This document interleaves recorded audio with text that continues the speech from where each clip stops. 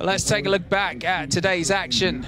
Eddie Merckx getting the race underway.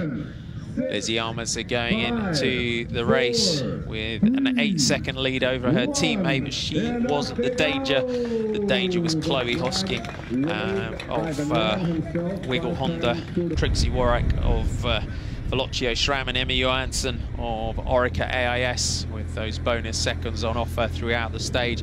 It did split early on after 14 kilometres into about 4 groups. At 20 kilometres it did come all back together once again, and a hot day for the riders as they headed up towards Doha. You can see one of the groups in the splits. And our solo leader, Zhang of China, building that gap. She was holding a lead of about 1:41 at times. They just controlled her. And Vera Kaduda there, this was the crash. They were quite quickly up and riding. Zhang, as they headed towards the bonus seconds though, Wiggle Honda team, among others, wanted it back together.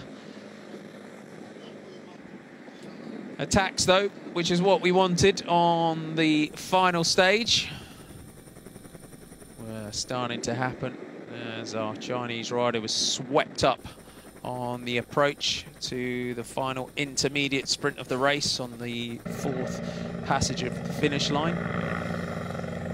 Trixie Warwick tried to go away. Gracie Elvin, the next rider to have a go. But it was sticking together on the final lap. Through 2 kilometres to go, and through the final turn, Ellen van Dijk and Lotte Lepisto opened a gap, as did Audrey Cordon.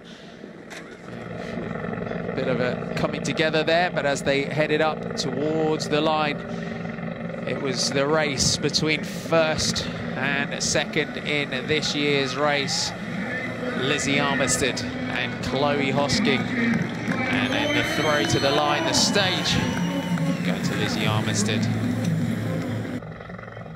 And from the overhead shot, you can see here, Hosking fighting to get on terms with Armistead.